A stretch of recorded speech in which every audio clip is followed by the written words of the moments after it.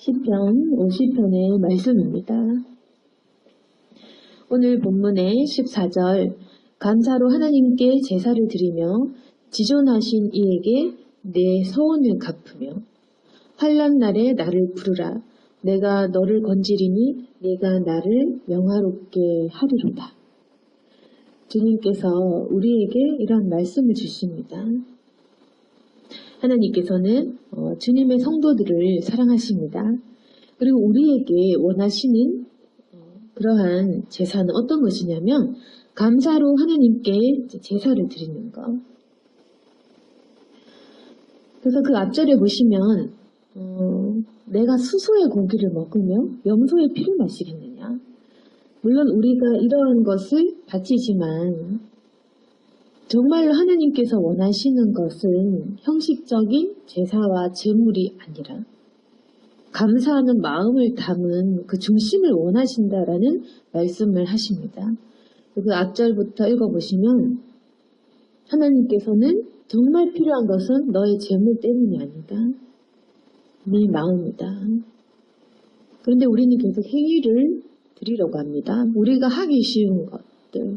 어떻게 보면 수소를 바치고 염소를 바치고 이제 이런 우리는 뭔가 눈에 보이는 것으로 제사를 드리고 싶어 하지만 하나님께서는 그 행위 속에 감사가 없으면 그것을 원하시지 않습니다. 하나님이 원하시는 건 뭐냐면 감사하는 것하고 우리의 약속을 지키는 것. 여기 보시면 네 서원을 갚으며 이런 말이 나옵니다. 하나님께 드렸던 그 어떤 나의 결심, 나의 서원, 이것을 주님께서 우리가 그 결심한 것들을 지키라는 그런 말씀이십니다. 그리고 환난 날에 나를 부르라. 지금 우리에게 하나님께서 원하시는 그 태도는 감사, 그리고 내가 하나님께 하겠다라고 마음먹었던 그 마음, 결심, 약속들을 지키는 것. 그리고 내가 어려운 이러한 때, 환난 날에 내가 하나님을 너무나 필요할 때 그때 세상 그 누구도 아닌 하나님을 부르짖는 것. 하나님을 원하고 하나님을 부르짖고 하나님을 의지하고 건지신 하나님을 믿고 이렇게 하는 것을 원하신다는 것입니다. 우리가 어떤 행위나 제사의 이런 율법적인 이러한 것이 중요한 것이 아니라 정말 내 마음에 하나님을 감사하는 마음, 약속을 지키려는 마음, 그리고 정말 필요할 때 하나님을 부르짖는 그 마음. 그러면 하나님께서 우리를 건지신다고 약속하시고 네가 나를 영화롭게 하리로다. 우리의 목적을, 사람의 본분을 회복하는 것입니다. 그런데 16절부터는 악인에 대한 주님의 경고가 있습니다. 악인에게는 하나님이 어떻게 말씀하시냐면 내가 어찌하여 내 율례를 전하며 내 언약을 내 입에 두느냐. 그래서 지금 보시면 율례를 전하는 사람, 언약을 입에 두는 사람, 이 사람이 무엇이겠습니까? 그러니까 이 사람은 결국에는 악인이라고 되어 있지만 종교 생활을 하면서도 외적으로만 율법 준수를 하는 그 외식하는 사람들을 향해서 말씀하시는 것입니다. 율례를 전하지만 하나님의 언약을 입에 두지만 한마디로 이제 겉모습은 이걸 지키지만 그렇지만 어떤 사람들은 17절에 하나님의 교훈을 결국 미워하고 마음으로는 하나님의 말씀을 뒤로 던져버리는 사람. 이것을 주님께서 악인이라고 말씀하시는 것입니다. 그래서 하나님께서 보시는 여기서 말씀하신 이 악인은 외식하는 사람입니다. 그래서 이 사람은 외적으로, 외양으로는 하나님의 법을 지켜야 한다고 주장하면서 도리어 율법 준수하는 그것들을 자신의 악행을 정당화시키는데 잘못 사용하는 그런 외식자들, 이런 사람들인데 그 사람들은 말로는 하나님의 율례를 전하고 주님의 언약을 얘기하지만 결국 이 마음속에는 하나님의 교훈을 미워하는 것. 주님의 가르침을 사실은 지킬 마음이 없고 주님의 말씀을 이제 던지는. 여기에 보시면 하나님의 말씀을 던졌다라고 그렇게 묘사합니다. 이 말은 주님의 말씀을 공공연히 무시하거나 배척하는 것을 얘기하는 것입니다. 이 던지며라는 말, 와타 실레크 이 말인데 이거의 원형이 이제 살라크 이 단어인데 이게 뭐냐면 이제 버리다, 쫓아내다 이란 의미인데 주로 이제 성경에서는 제사를 위해서 짐승을 잡은 후에 그 몸에 더러운 것을 정해진 장소에 버리는 걸 나타낼 때 이 단어를 쓰고 아니면 전쟁에 피하는 군사들이 도망가기 위해서 불필요한 물품들을 버리고 도주할 때 그럴 때 나타내는 거. 그러니까 뭐냐면 이 단어는 역겹거나 더러운 것, 무가치하고 거추장스러운 것을 아무 거리낌 없이 버리는 것을 나타내는 단어라는 겁니다. 그런데 이거를 이 문장에 썼다는 것은 이 사람들이 하나님의 말씀을 무가치하고 거추장스럽고 더럽고 이런 것으로 여기고 그걸 완전히 무시했음을 지적하는 표현입니다. 너 내 말을 던졌지 않느냐. 그런데 이 사람들은 겉으로는 말씀을 전하고 겉으로는 하나님의 약속을 얘기하는 것입니다.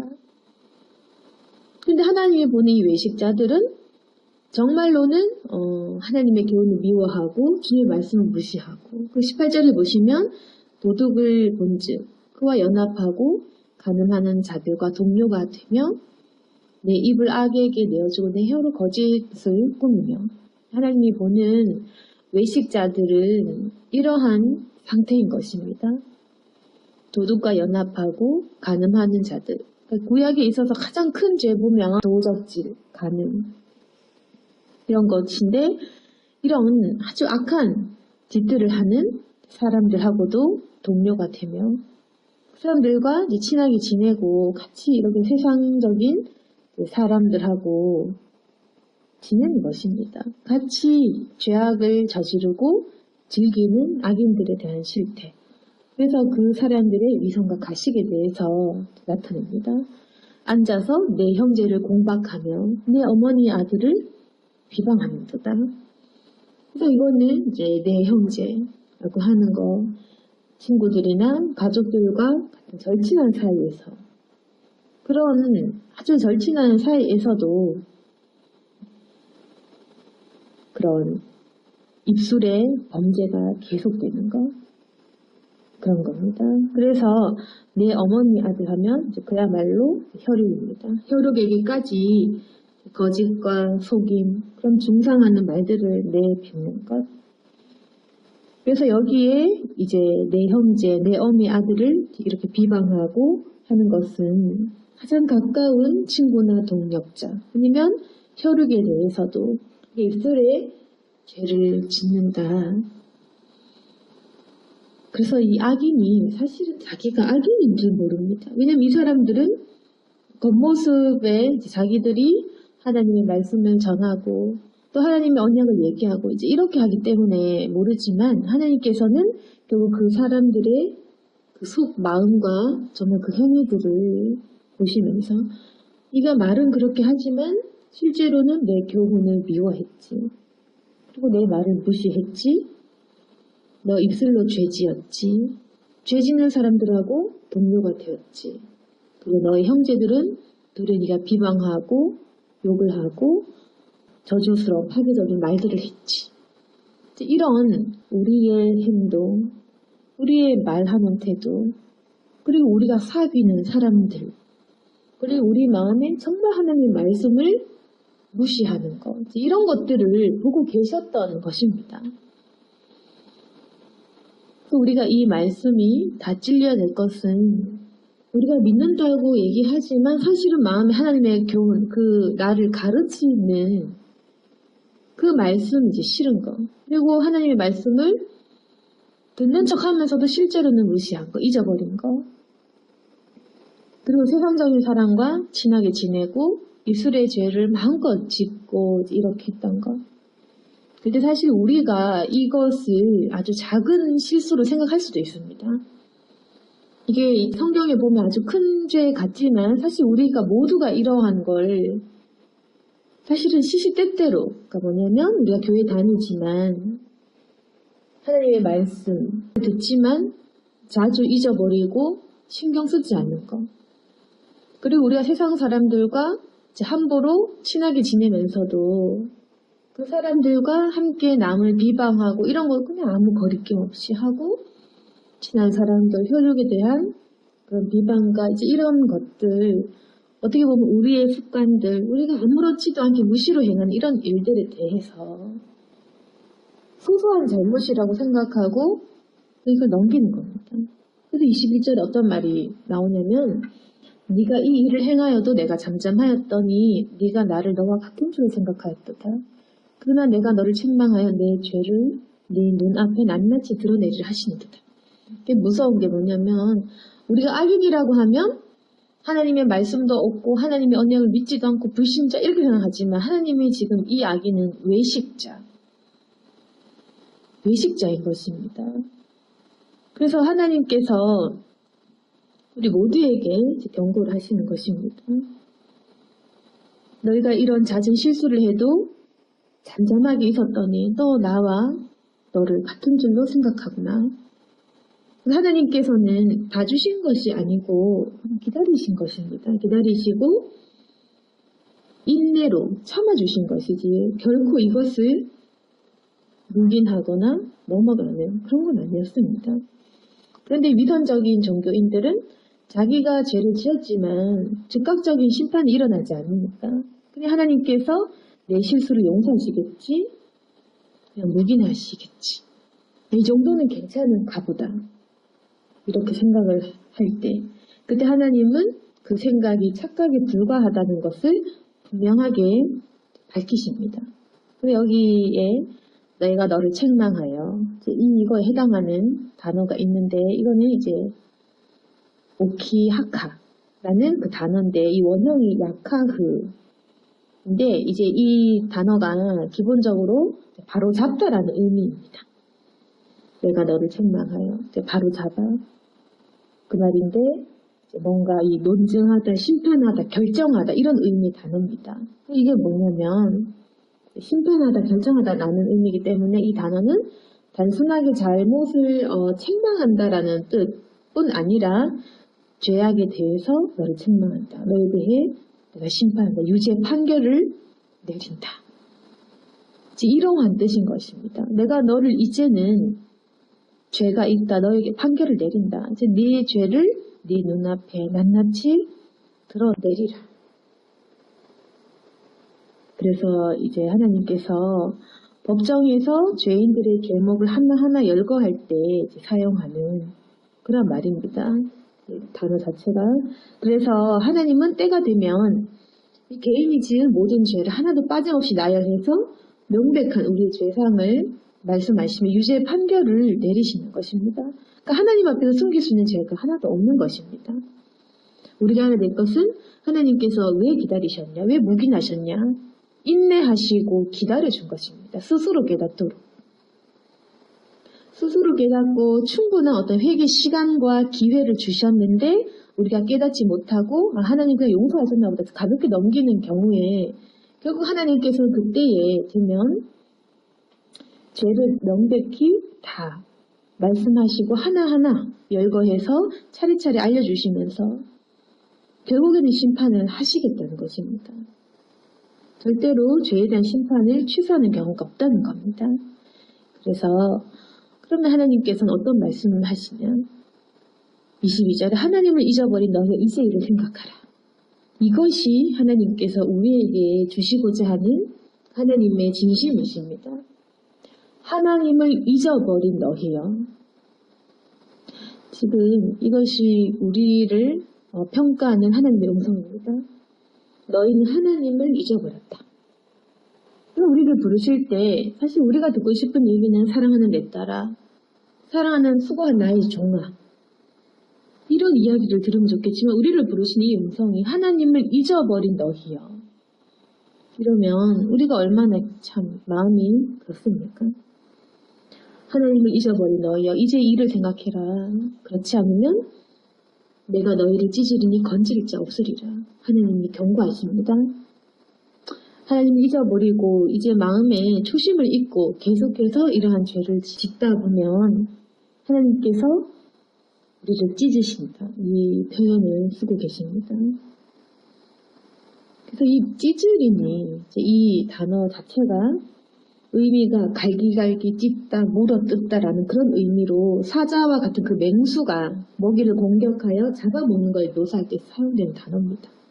그래서 이 단어는 뭐냐면 심판하시는 하나님의 모습을 뭔가 이 사자가 그 움킨 것을 찢는 것에 비유해서 하나님의 두려운 심판은 굉장히 생생하고 분명하게 지금 우리에게 말씀하시는 것. 맹수가 찢는 것처럼 삼키는 것처럼 그만큼 하나님께서 맹렬하게 무섭게 그렇게 심판을 하실 것이다. 그래서 우리가 어떻게 해야 되느냐? 다시금 회복을 하고 하나님을 기억해야 됩니다. 그리고 아까 앞절이 14절에도 말했던 것처럼 23절 감사로 제사를 드리는 자 이거가 되어야 된다. 감사로 제사를 드리는 자가 나를 영화롭게 하나니 그의 행위를 옳게 하는 자에게 내가 하나님의 구원을 보이리라. 결국 하나님께서 강조하시는 것은 감사입니다. 이제까지 우리가 불평했던 것들 그걸 이제는 하나님께서 원치 않으십니다. 다시금 이러한 우리가 여러 가지 어려운 상황에 있는 이 상황 가운데서도 감사를 회복하고 그리고 우리의 행위를 옳은 길로 우리가 이 행동을 고치고 이렇게 하면 하나님께서 그 구원을 보여주신다고 우리를 용서하신다고 그렇게 말씀을 하시는 것입니다. 그래서 우리가 이러한 심판이 임하기 전에 반드시 우리의 죄를 회개하고 감사하고 참 마음에 감사가 있는 행위에 제사를 드린다면 이러한 심판에서 벗어날 수 있는 길이 되는 것입니다. 오늘 말씀은 주님께서 우리에게 감사를 회복하라고 하십니다. 올해의 마지막 주일에 하나님께서 우리에게 하시는 말씀은 뭐냐면 감사를 회복해야 된다. 그것입니다. 그리고 우리에 대한 판단은 뭐냐면 하나님을 잊어버린 너희여. 우리 그렇게 부르십니다. 너 나를 잊어버렸지 않느냐. 그리고 우리의 경고를 하십니다. 악인이라고 특별한 그게 아니라 지금 하나님의 교훈을 그냥 무시하고 미워하고 그냥 그 말씀을 잊어버리고 하는 것들. 그리고 우리가 입술을 되짚는 것들. 하나님이 침묵을 하시지만 결국 그것을 묵인하시는 것이 아니다. 속히 너희는 이것을 고쳐라. 그리고 다시금 감사하는 마음으로 주님께 예배해라. 그리고 처음에 너희가 먹었던 그 결심들, 기도하며 주님께 약속했던 그것들을 갚아야 된다. 너희가 너희의 행위를 옳게 고친다면 반드시 하나님의 구원을 보게 할 것이다. 우리에게 경고와 함께 주님의 그런 구원의 메시지를 우리에게 주십니다. 올 한 해를 마무리하면서 우리가 이제 코로나로 인해서 여러 가지 불편하고 어려운 상황들을 겪었는데 하나님께서는 이제 우리에게 말씀하십니다. 너희가 항상 예배를 드리고 이렇게 하지만 내가 스소의 고기를 먹으며 염소의 피를 마시겠느냐. 감사 없는 예배를 드리지 말아라. 너희가 언제까지 그렇게 하겠냐. 하나님을 잊어버리고 주님의 말씀을 무시하고 이런 것들에 대해서 이제는 우리가 예배를 할 때 정말 감사하는 마음으로 드리라는 것입니다. 그래서 우리가 이제 여러 가지 예배도 제대로 모여서 드리지 못하고 주중 예배도 못하고 여러 가지로 아무 모임도 못한 이 상황에 하나님께서는 우리의 행위를 그치게 하시는 대신에 마음의 회복을 원하십니다. 감사해야지. 예배를 잘 드릴 수 있을 때, 나와서 드릴 수 있을 때 나와야지. 함께 예배하고 기도하는 시간이 있을 때 기도해야지. 감사 없이 불평으로 예배하고 왜 불평하면 억지로 나오느냐.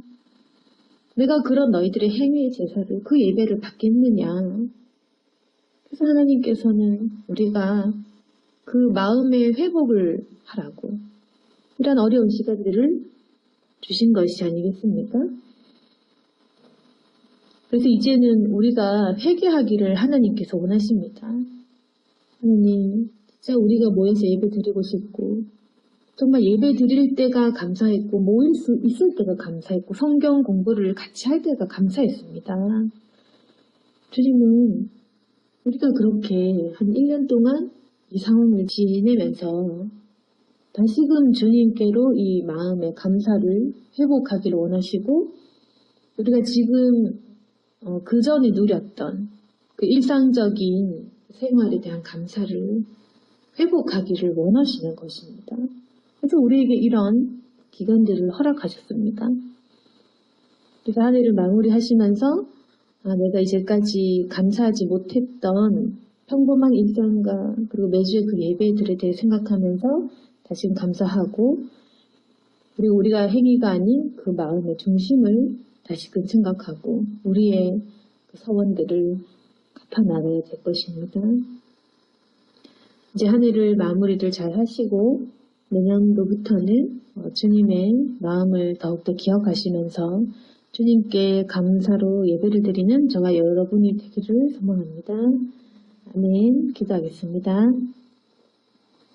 거룩하신 하나님 아버지, 우리가 감사로 예배하지 못하고 그저 하나님 형식적으로 주일 예배를 나오고 그렇게 했습니다. 하지만 하나님 이러한 시간을 보내면서 함께 예배드리고 그렇게 했던 것이 참으로 축복임을 깨닫습니다. 주님의 진노가 더 이상 임하기 전에 더 큰 화를 당하기 전에 우리의 마음이 주님께 돌이키게 도와주시고 감사를 회복할 수 있도록 도와주옵소서. 여태까지 원망과 불평과 분노하는 마음이 있었습니다. 그렇지만 하나님께서 주신 모든 일상과 가족과 내 형편들이 감사함을 고백합니다. 아버지 회복시켜 주시고 이제 속히 주님의 진노를 거두시고 우리에게 축복하셔서 함께 예배드리고 모이고 교제하며 주님께 예배드리는 시간이 올 수 있도록 도와주옵소서. 또한 주님을 기억하게 하시고 우리의 마음과 행위, 태도까지 고칠 수 있도록 도와주시고 우리에게 변화를 허락하여 주옵소서. 주님께서 우리 모든 성도들을 사랑하여 주시고 각자의 삶에 하나님의 도움의 손길이 임하게 하여 주옵소서. 예수님 이름으로 기도드렸습니다.